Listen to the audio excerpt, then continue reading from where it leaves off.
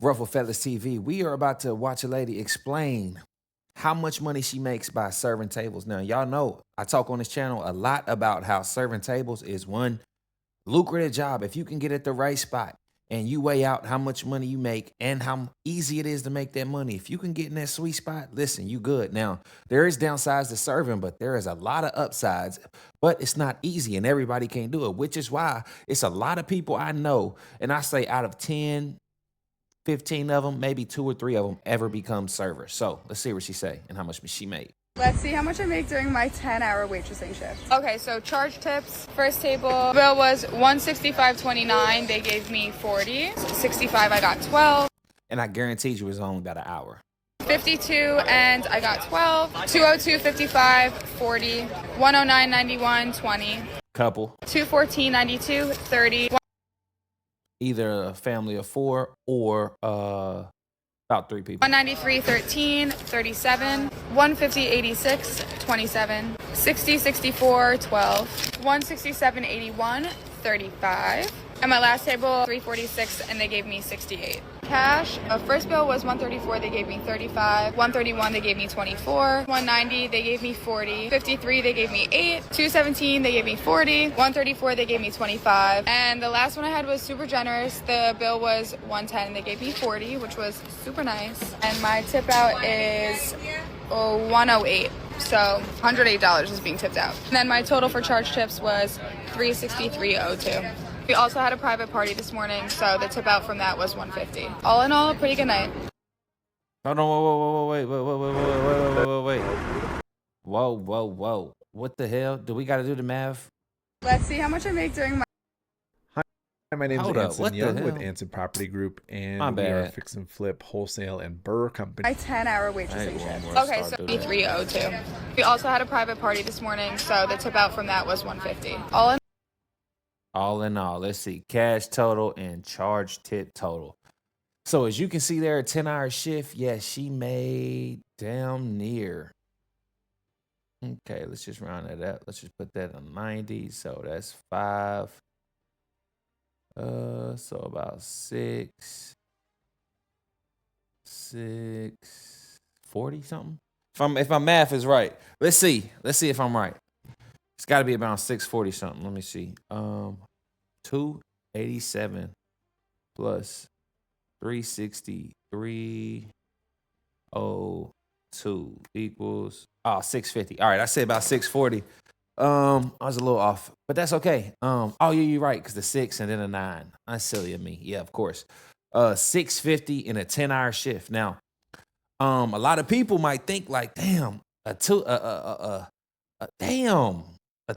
shift, but it's like, yo, you bring it home 650, and a lot of people's rent, she can make her rent in 2-3 days working them. Now, considering that it might have been a specific day to make that money, like a Saturday, or if it's a game night and it might be a Thursday, like you never know. You can't wait, but these are just the type of leaps and gains you can make. And you can pick up a job serving. I'm talking about 2 times a week.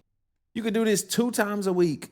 Whether you bartend, whether like bartending, it's all the skill. Serving, it's a skill. It's slept on, and some people even look down on it. Like, you ever notice why people look down at the people who do their toes and stuff? That's why black nail salons don't do pedicures. They'll do your nails fine, but they will not. A lot of them will not go and mess with the other people's feet because they feel like they're too good for it.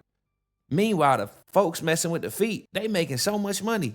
Because they like, man, we ain't got that ego. We don't have that pride. We don't have that setting us back. So a lot of people look at servers in the same way and kind of look down on them because they're servers, which is a big mistake.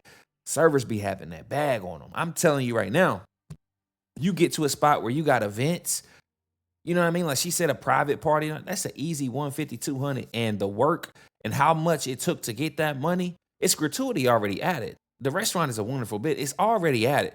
They turning $130, $35 bottle into like damn near $100. You see what I'm saying? So the money is there. Believe it. If y'all drinking alcohol, hey, they making that money. You better believe it.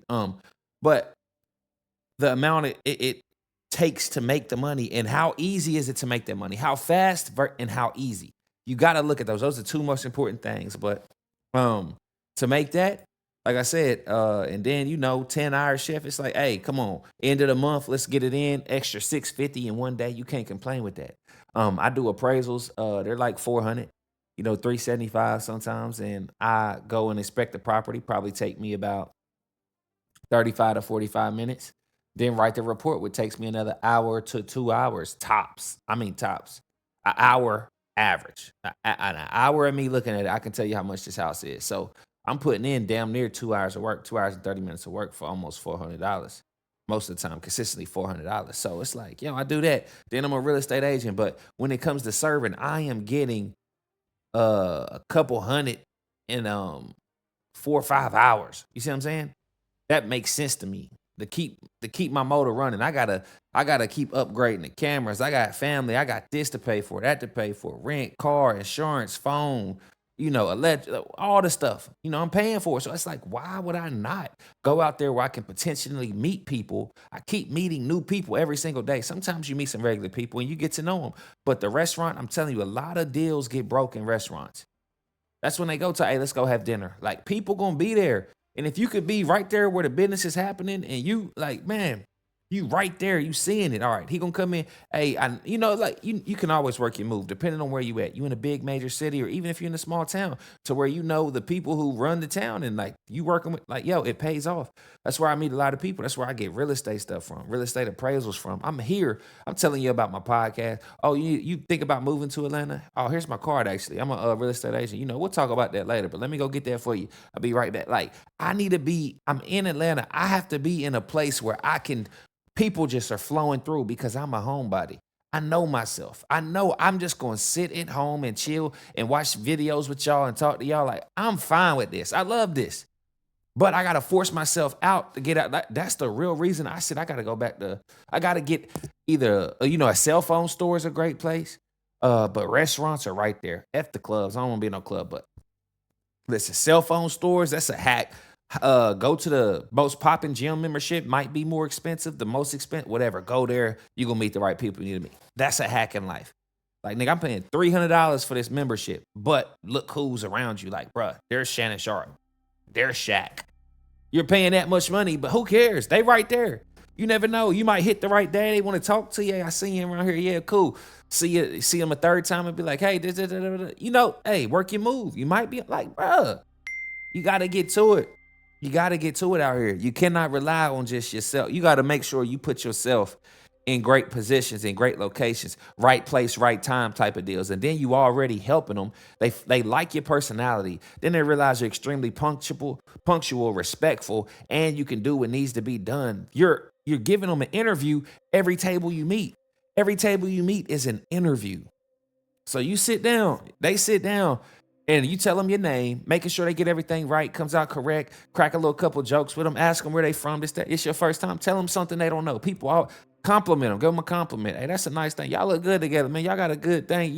Just once you start doing all that, bruh, when it comes time to pay F 18%, F 20, they like, bruh, here go, man, boom, keep the chain, man, hey, or, right, hey, your bill 120, man, here go 40, bruh, 40. They just paid me 33%. And all I did was talk to them, meet them, ask questions about them, write down what they wanted, ring it in, and somebody else gonna bring it to them. And when they get up, somebody else gonna clean it. Now, in a lot of restaurants, that's not how it is. You don't have bussers. You don't have SAs. You know what I mean? You don't have food runners, but we got that. And we got events. You see what I'm saying? I got so much time on my hands sometimes. When we knock out the side work done, you're doing your daily tasks, that's done. But it's just like, hey, I got this on lock. Man, I'll pull up and start working on an appraisal right there. Like, man, we be at a buyout, whatever. Where you about to work 3-4 hours and make about 300-400. And it's a smooth shift. You just trying to stay awake. You know what I mean? Basically. And then I'm in the back working on another $375-400. This is a $700 day. Now, I know to a lot of people like, oh, I make that every day. I'm like, all right, good for you, bro. But a lot of people don't make that a lot or every day. So I'm talking to them. They're my type of people. I'm trying to get to like, yo, listen, you can get to it.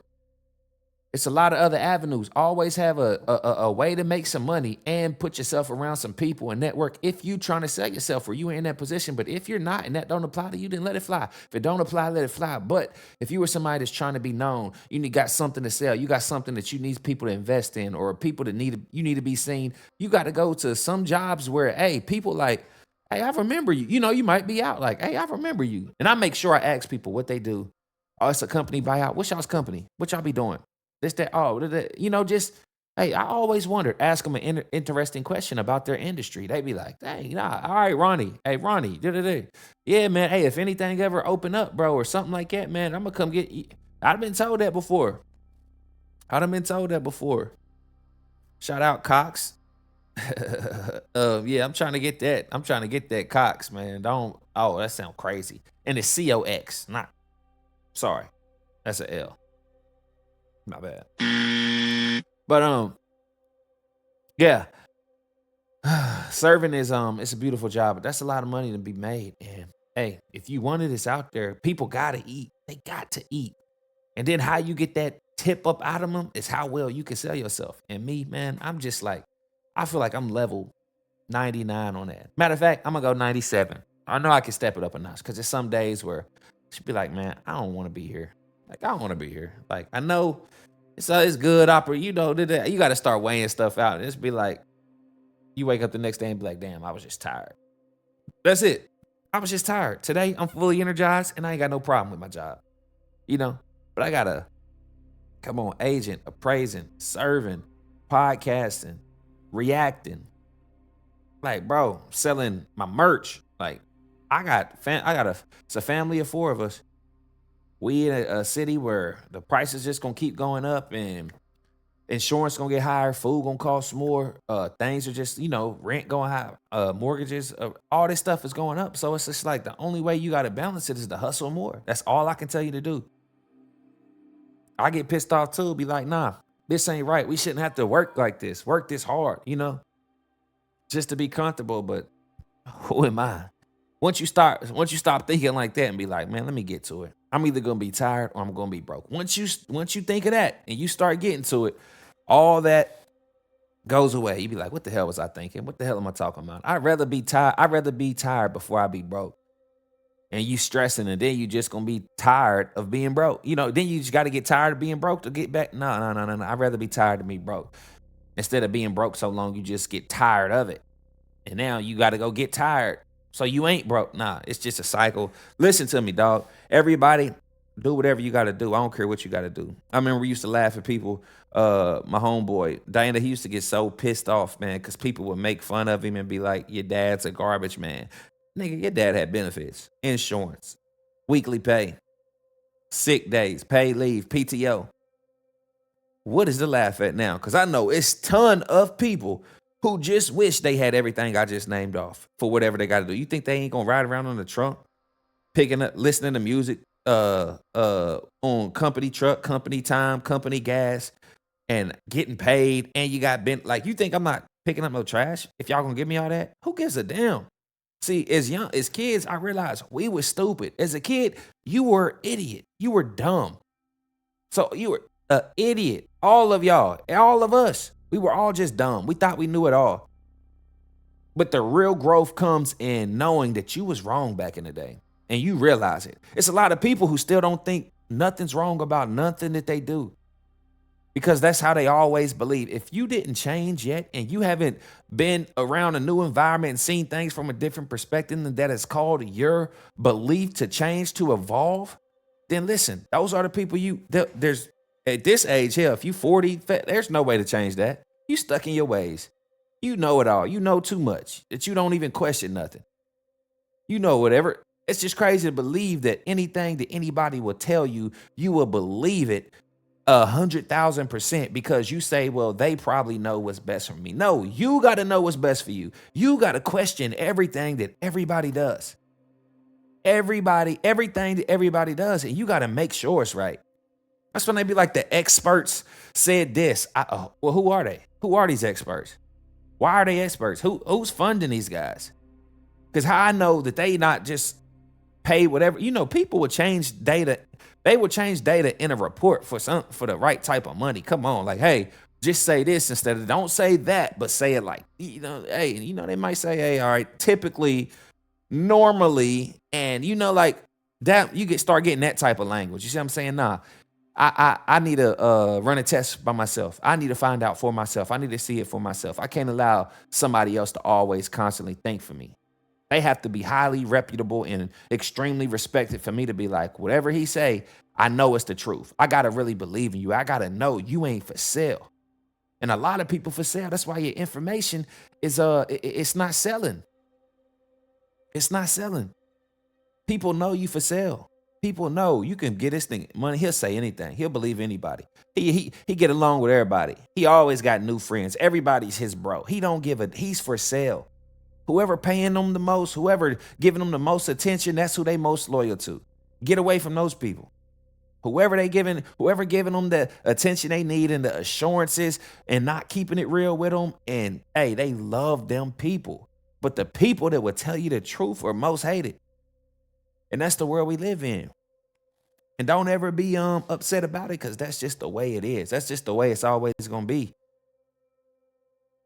But yeah, we kind of got off topic there. But yeah, y'all let me know what y'all think. Ruffle Fellas TV.